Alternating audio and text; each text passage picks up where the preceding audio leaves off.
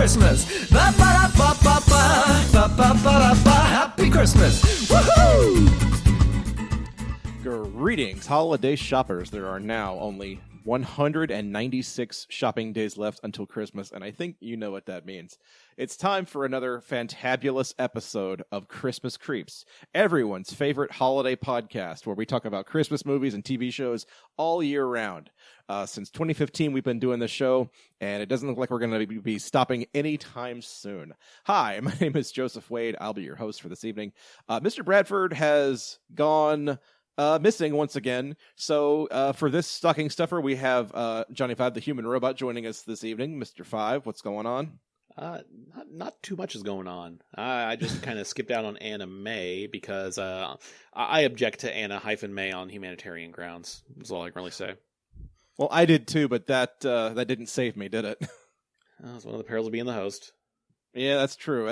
I knew the job when I signed up for it. But we're back, and it's June, and that means it's summer blockbuster season. And we're going to get into that a little bit later in the month, I feel like. But for now, we have the subject of... there's a brand new X-Men film in theaters right now. A brand new X-Men travesty. Because, like, this is just one of the sad facts of the universe. Like, there's always going to be...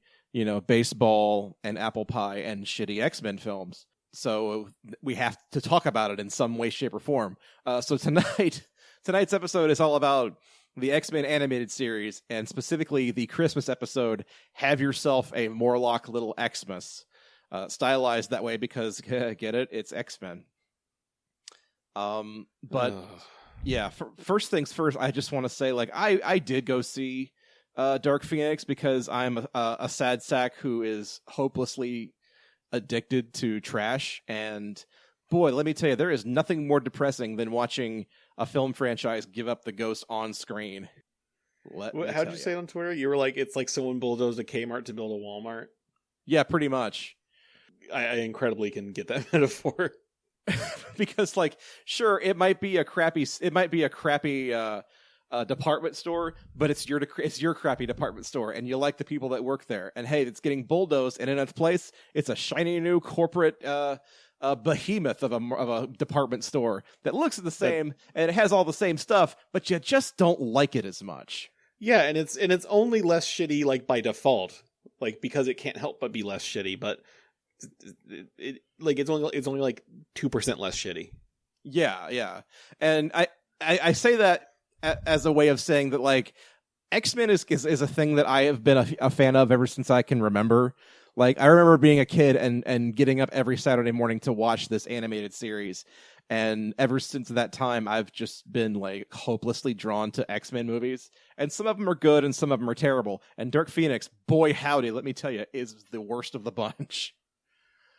Well, isn't it basically just X-Men 3, but more? Actually, it's X-Men 3, but less, believe it or not. Wow.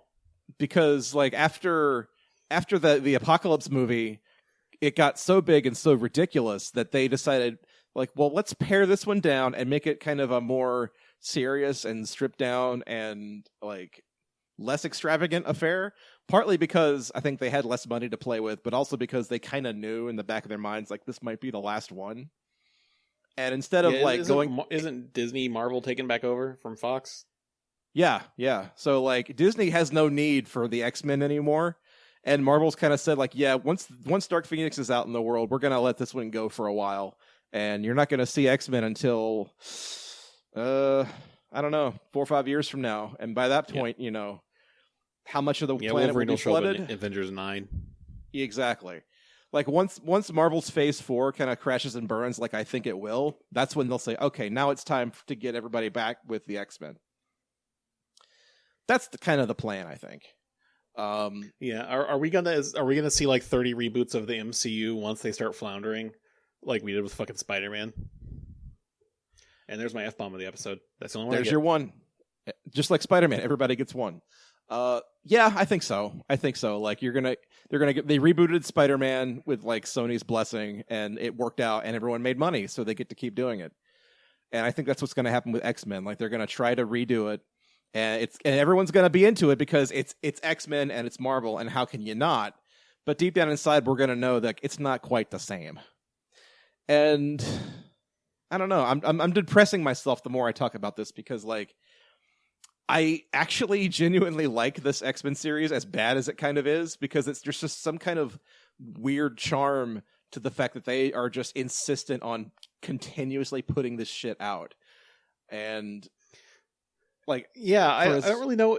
Even among, like, movie nerds, I don't know any movie nerds that are like, oh boy, I can't wait for the next X-Men one because I'm legit unironically excited for it. Yeah, no, and, like, the only reason I am is because, like, I used to be a huge X-Men nerd as a kid. And so I get this weird thrill out of seeing them do stuff like Dark Phoenix, even though they've done it before and there's no sign that they're going to do it well, you know? And, like, I was even thinking about this the other day, like, with Dark Phoenix coming out and then basically saying, like, this is it, we're done. Like, that pretty much puts the kibosh on, like, us seeing any of the cool, weird X-Men stuff, like the Mojo Verse or, like, Arcade and Murder World. Yeah, or like a chamber solo film. Yeah, exactly. Jawbone just explodes at everybody for an hour and a half. Or even I'm just sorry, like 2.5 hours. This is a serious movie. Yeah, exactly, yeah. Or even just like introducing Lockheed the Dragon as a comic relief character. Like I was kind of ready for that, and they never did it. And then I actually looked up Lockheed just to you know, on Wikipedia just to check him out. And guess what? It turns out that he was supposed to show up in that New Mutants movie that's never going to come out. New Mutants, that's the X-Men horror movie, right?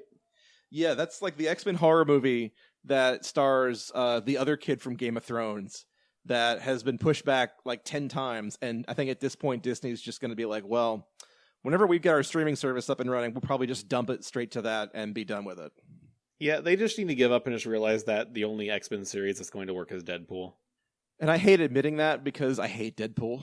I really hate Deadpool. Yeah, Deadpool is the thing. It only works because of Ryan Reynolds.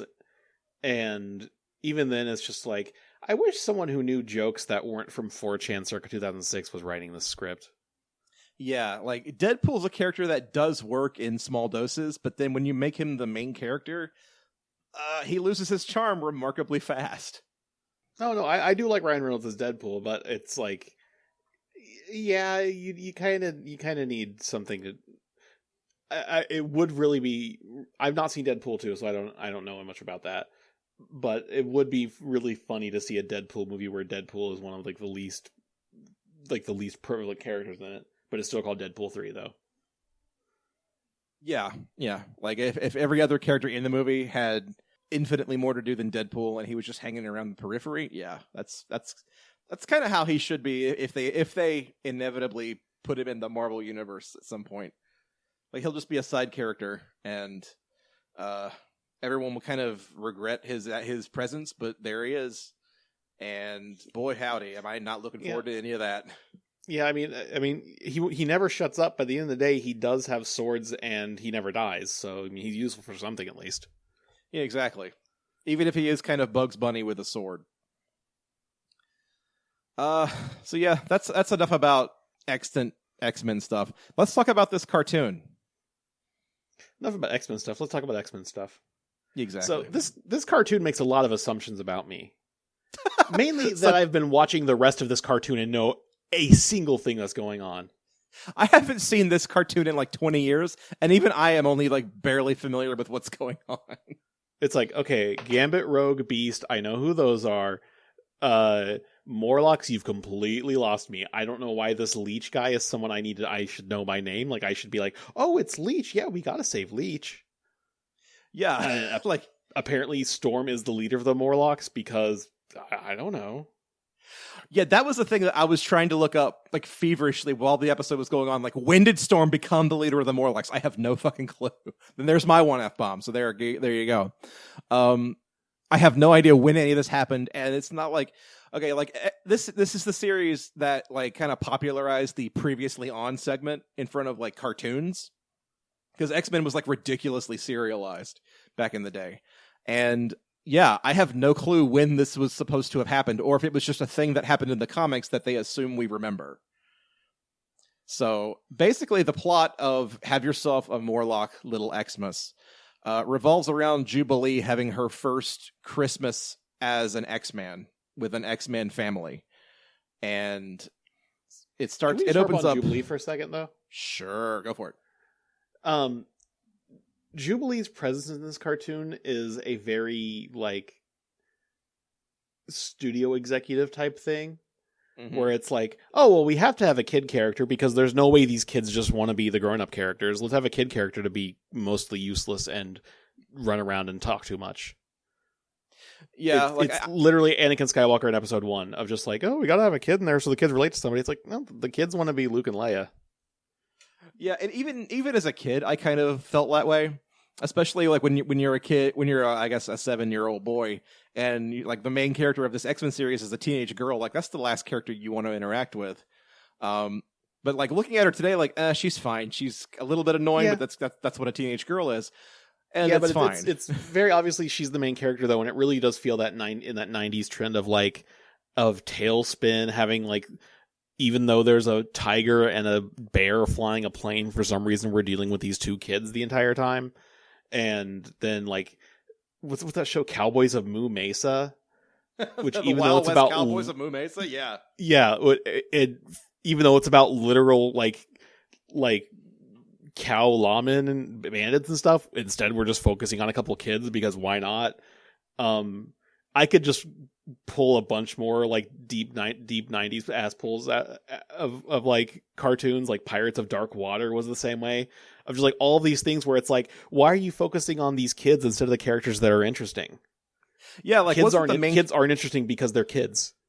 Wasn't the main character of Mummies Alive was a kid, I think, and the main characters of the Carmen Sandiego series were just two teenage kids trying to find Carmen Sandiego. Like that's just a thing that happened in the 90s, I guess. Yeah, it was this assumption that we couldn't relate to this. You as a kid couldn't relate to the series unless you saw another kid there, and it's just like no, I'm not pretending to be the kid. You're like running around the playground. You're pretending to be like, you're not pretending to be Jubilee. You're pretending to be Wolverine. And what's weird is like, from this era, like one of the only series that really didn't do that was Ninja Turtles, because there really wasn't any like child character in Ninja Turtles. Well, I guess the Ninja Turtles were inherently teenagers, but that's different. There was no like little kid Ninja Turtle or little kid April O'Neil running around, you know? Yeah, because it always has like some little kid, mostly useless, sometimes helpful, like sidekicky character running around. Yeah, yeah. So the plot of this thing involves Jubilee on Christmas Eve deciding that she has to go to the mall to get presents for the X-Men. And she drags Storm and Wolverine along with her. And Wolverine is the saltiest of salty people, because the last thing he wants to do is celebrate Christmas in any capacity. Yeah, these cartoon characters have just one note each, and they are playing their hearts out on that one note. Yeah, like Wolverine's one note is eternal sourpuss. Gambit's one note is he's a guy from Louisiana, so he has to do all the cooking. Cyclops' one thing is that he's terrible at everything, including singing Christmas carols. When we started watching this episode, I thought something was wrong with the sound. No, it was just Cyclops being a terrible singer. Yeah. And it's one of those things too where it's honestly kind of impossible to find this cartoon without having to pay like $2.99 for a 17-minute episode, which I'm not doing that. No, like we found there are plenty of streams of this on certain websites if you really want to find it. But hey, thanks a whole lot, Disney, for buying up Fox and then making it so that X-Men isn't available on Netflix or Hulu anymore, like they have been forever. Yeah, because I'm totally going to give you, another $14.99 for your streaming service. Oh wait, no, I'm not, because that's what I have Netflix for. Like, no joke. I give Netflix money because I've been giving Netflix money. I have Amazon Video because I have Amazon Prime, because I like making my mailman work on Sundays, I guess, because I'm kind of an ass. And I have Hulu because of Spotify. Like, I'm not going to buy more streaming services. No. And if AT&T is serious about like getting their like Netflix killer streaming service up and running, all they need to do is just throw a bunch of money at HBO, because they already have one. It's just the cool thing about Netflix before was that Netflix just had stuff, Yeah, they had everything. Like between Hulu and Netflix and Amazon, they all had everything. And now that everybody has a streaming service, everybody's got a little bit of something. And it sucks now. Yeah, and it reminds me of like back in the days when you basically had really bad cable or you paid way too much for DirecTV. You know, people were always complaining about like, oh, why can't I just get this channel? Why do I have to get this gold package? And I'll tell you why. Because back with, I think it was DirecTV where they had like gold, silver, and bronze packages. My parents had the silver one, except for my father wanted one channel that was in the gold package. And he got that a la carte. It was less than getting the full gold package, but only by like a little bit. Like that channel alone was like 60% of the cost of getting like the jump up to getting gold package instead, I think. That's insane. Yeah. That like I'm not going to pay $14.99 for like 7 different services. No, the whole TV subscription game is fantastically broken and I hate it. But that's where the money is, so what you gonna do? Watch stuff on Dailymotion because France apparently has no copyright laws? Pretty much. Yes, that is the answer. So Jubilee and Storm and Wolverine go to the mall to buy Christmas presents. And you can tell right away that Jubilee is in her freaking element. Like, I don't know. Something about her in the mall is just, it's like she went home. Because that's where Jubilee belongs. Because she's a teenage girl and it's the 90s. And then we immediately are rushed into the conflict of the episode, which is that the Morlocks, they don't really kidnap them, but they more or less kind of strong-arm them into helping out with a Christmas crisis that they have on their hands. Because the Morlock, by the way, the Morlocks are like the X-Men if the X-Men didn't have a mansion to live in and instead live... The Morlocks are the X-Men if the X-Men were Ninja Turtles, basically. The Morlocks are the sewer mutants from Futurama. There you go. But the Morlocks have a sick child on their hands named Leech, who I vaguely remember from one of the movies whose power is that he can stop other mutants' powers from working. Oh, it's Stryker's kid from X2. Okay. No, it's the kid they were trying to rescue from X3. Okay, what am I thinking of with Stryker's kid in X2 then? What is his power? His power is like mind manipulation. Okay. Yeah. So they go and they discover that Leech is dying because apparently he went up to the surface and caught a cold, and he has a horrible immune system. You would think living in the sewers would make your immune system pretty damn good, to be honest. Especially like when you're living in the sewers of Manhattan, like the poop capital of the world. Oh well. Anywho, so the immediate solution to this plan is to give him a blood transfusion from Wolverine, because Wolverine has a healing factor, and hopefully that will help Leech. Assuming that Leech's mutant ability of stopping other mutants' powers from working doesn't kick in, which they don't actually say out loud, but anybody who knows anything about X-Men is immediately thinking in the back of their minds, like me. This does not come into play, because that would be an actual conflict, and we can't have that in a children's TV series. So, I don't even know what happens from here. From here, basically, they call the X-Mansion and say, hey guys, guess what? We're stuck in the sewers helping out the Morlocks. Put Christmas dinner on hold and get your butts over here. Which Gambit is immediately put off by, because, as he puts it, you don't warm up Christmas dinner from the bayou. Also, I should note, the Morlocks have, like, the saddest Christmas tree since Charlie Brown pulled up a seedling. And I'm pretty sure they just stole it from Charlie Brown, because it's even more dilapidated than his. Like, the ornament's all messed up and broken, and it just kind of looks like it's been sitting in the garbage for a week and a half. And it's gross. But essentially, Wolverine's blood transfusion works after all the X-Men have shown up to see that it works. And also, there's a Morlock named Abe who turns himself into a table. And I realize that might be the craziest thing I've ever said on this podcast. Yeah, it's up there. And also, there's a Morlock child named Mariana, who I'm assuming her mutation is that she's an anime character for some reason. Like, she came from a different style of animation entirely. Yeah, just those gigantic eyes. Basically like she's gigantic eyeballs, and she's just like some kid from some other cartoon. And also, I guess it's either her or Leech. One of them is supposed to be like the Tiny Tim kind of character. I'm guessing it's Leech because he's the one who's actually sick. But yeah, so Leech wakes up and everything's great, and the X-Men decide to have Christmas Eve dinner with the Morlocks, and everybody has a Merry Christmas. The end. There's really not a whole lot that goes on in this episode. Yeah, let's actually talk about how this episode uses Christmas, though, because it's something we've definitely... Yeah. This is definitely well-trodden ground for us, where the way Christmas comes into play is, oh, well, bad things can't happen because it's Christmas Eve, and it's Christmas Eve because it's Christmas Eve. And right, yeah. That's all Jubilee keeps saying. And at one point, Jubilee says to Mariana, "Do you believe in miracles?"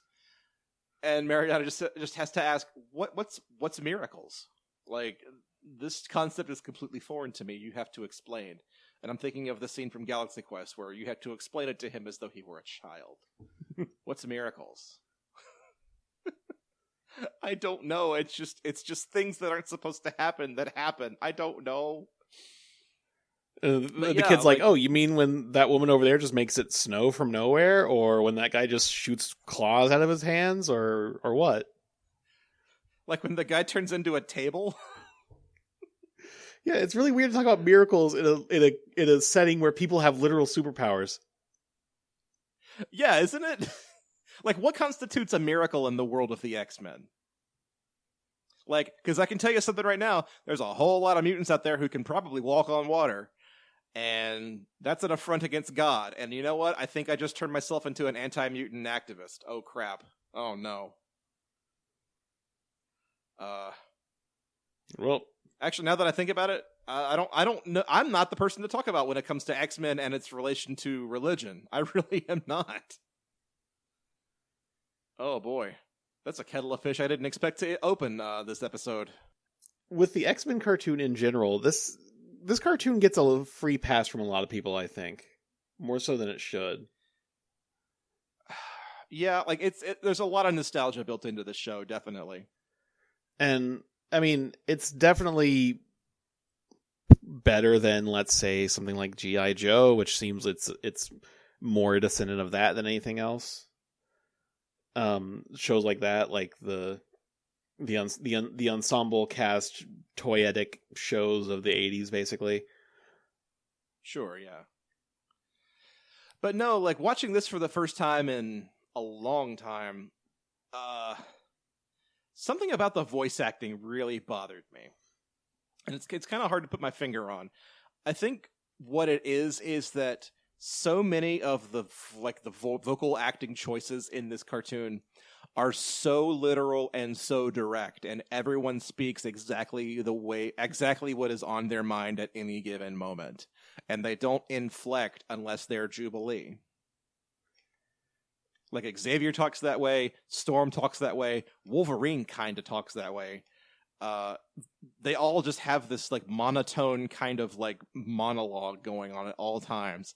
Unless you're Jubilee, who is the requisite child who gets to say things like, please, Wolvie, do it for me. You know, that shit like that. Yeah. But, like, yeah, like, all of the characters, like, again, with that one note, like, yeah, like, Cyclops is just Leonardo. I mean, he's the leader, and his personality is being the leader. Storm has that. Storm really talks like what's her name? Not the blonde, but the other one from Team America. Is that Sarah? Oh yeah. Just where she's like, I sense he's in a lot of pain. Like, yeah, he's writhing around on the ground. Like you don't need to sense that. Also, like, since when can Storm sense anything? Like, someone asks, like, one of the Morlocks asks Storm to help because Leech is very sick, and Storm goes, I sense they're telling the truth. Like, yeah, that's what I was thinking of, yeah. Yeah, since when can you do that kind of thing? Like, sure, you can kind of infer when you think people might be lying or telling the truth, but, like, she says it like it's her mutant ability to discern the truth. No. I have a feeling this, especially because this is like the fourth season of the series out of like 5 seasons. So I feel like at this point in the show, they might have started to fall into certain patterns and rhythms and maybe stopped really trying that hard. Yeah. And it kind of bears out in the plot because there's really nothing to this episode, like at all.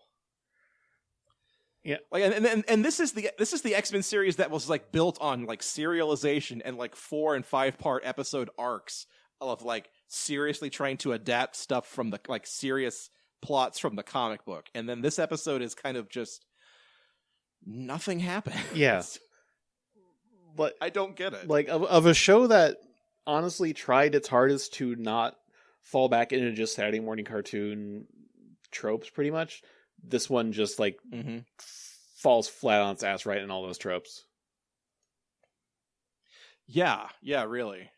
Like it's just a kind of by the book day in the life of the X-Men kind of story, and it just so happens that it takes place at Christmas. It's I know we don't rate these things on like an XY axis. That's for our mainline show, but like man, even for an episode of X-Men, this is kind of a dire episode. Yeah. I was not a fan. Yeah. Like this has been a rough week for me and X-Men, to be perfectly honest. Like Dark Phoenix is terrible, and then going back to this show for the first time in like 20 years did it no favors. Yeah, I'm looking at the voice cast now just to see if any of these names stand out in any way, shape, or form.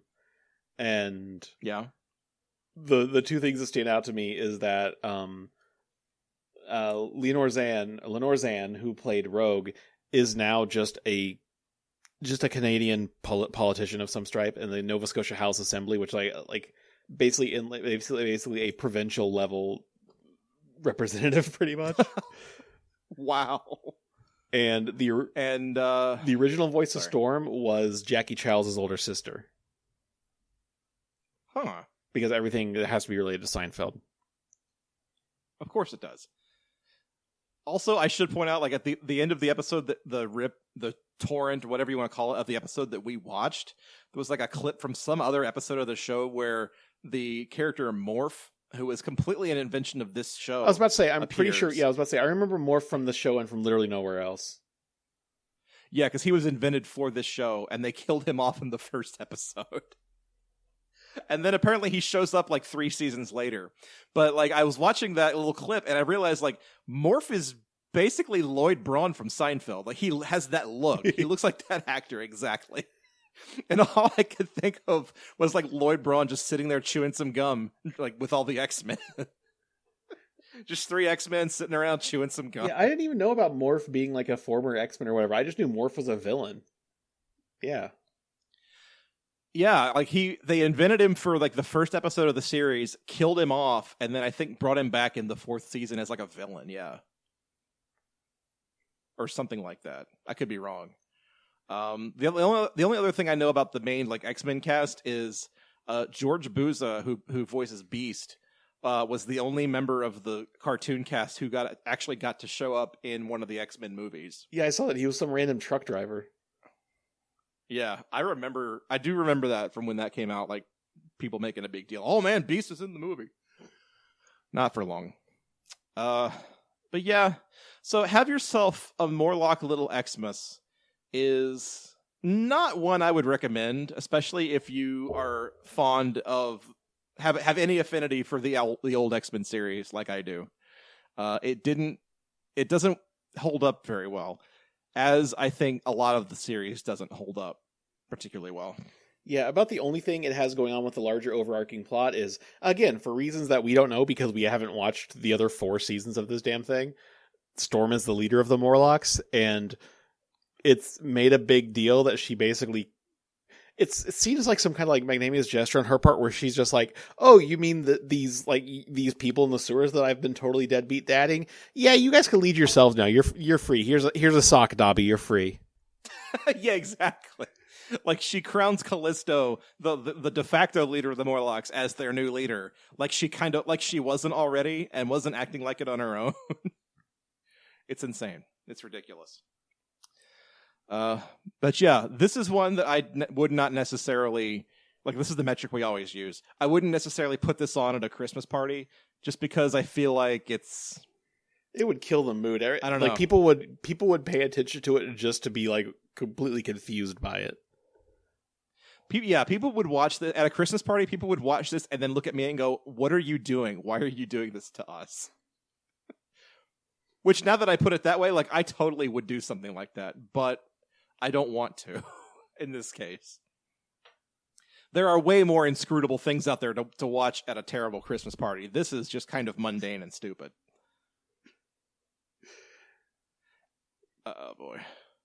So, John, any last thoughts on have yourself a Morlock Little X-Mas? No, I think we've pretty much overcooked this one, and gonna heat it up tomorrow, despite what Gambit wants. That's right, Gambit. TV dinners are a delicacy around these parts. Oh, I do want to. That is all I got, man. I do want to say one thing. Let's review which X-Men mutant powers were used in this episode. Let's see. Rogue sure. flew around a little bit. Jean Grey telepathically stopped Gambit from using pepper on his food. Storm used her snow powers to blind police officers. And she used her wind powers to save people from a flying ambulance. That's true. Wolverine's healing factor saved Leech's life. And that's it. And then one of the Morlocks did the huge hand from Everlong thing, and another one turned into a table. If those count. No, that was the same guy, I think. Okay. And I guess if you want to count Beast standing on the ceiling while he's cooking cranberry glaze, that counts too, I suppose. I don't know about that one. Yeah, it's very Ninja Turtles 2-y of just like, well, critics got mad when we used our weapons too much, so let's just have them but not do anything with them. Mm-hmm. Yeah, let's go ice skating. And also, how is Wolverine bad at ice skating? He's Canadian. That's a very good question. I really don't know. You would think that Wolverine would be like an expert at hockey or something. Yeah, I mean, there's literally only two things to do in Canada: drink and play hockey. And I don't think Wolverine can get drunk. I think his healing factor stops that. Yeah, that's true. Wolverine's the kind of guy who would drink because he likes the flavor, and that's terrifying. Yeah. So yeah, I think that's going to have to do it for this episode of Christmas Creeps. I think we set ourselves up here, and I think this was not our finest hour. But it goes with the territory. Yeah, it goes with the territory of watching X-Men things. You just, this turned out way worse than I was hoping or thought it would. Thanks, X-Men. 9 times out of 10, you're going to have a bad time. That's the X-Men fan guarantee. Take it from me, a hopeless lost cause of an X-Men fan. Dark Phoenix is in theaters now. Nobody is seeing it. For real, I went to see it last Thursday night, opening night. There were maybe 10 people in the theater, and when I went outside to go get a drink, there were more people in line for that night's Rift Tracks event than there were in the X-Men theater. It was sad. Yeah, literally, the only awareness I have of this movie is, Sansa Stark's in it. And yeah. That's all I know about it. And other than like, they're doing Phoenix again. Okay, if you want to. Not only are they doing Phoenix again, they're doing Phoenix. They're letting the same guy who did it the first time do it again. Is that the guy who raped a bunch of people? One bad take deserves. No. This is the screenwriter, not the director. Okay. Yeah, Bryan Singer's at least out of the picture, so we'll leave it there. But yeah, that's gonna do it for Christmas Creeps. I feel like this was a bit of a bummer on all accounts, and that's maybe my fault. So I take full responsibility. But if there's any other episodes of TV shows you would like us to cover at some point, please send those our way. You can hit us up on Twitter at Christmas Creeps. You can email us at xmascreeps@gmail.com. Go to iTunes, or I guess now it's Apple Podcasts, or YouTube, or Stitcher, or I think we're on Google Play. I submitted us also to radio.com. If anyone's listening to us from radio.com, hey, send us a line. Let us know that that's something that you do. Go to all those places. I wonder if I could make Alexa play it then, because Alexa plays radio from radio.com when you yell at her. Try that at home later. See what happens. But yeah, so for Christmas Creeps, I've been Joseph Wade. I'm Johnny Five the Human Robot, and I want to just have a quick PSA here. I am not trying to make fun or make light of the fact that Bryan Singer is just a horrible, sexual predator. He should be fired from the X-Men movies out of a cannon into the sun. I do not disagree. Yeah, so for Christmas Creeps, I'm Joseph Wade, and Johnny Five is here. I don't know how to end the show now. Oh, Joe's after that sign-off again. Good night, everybody. Happy Christmas.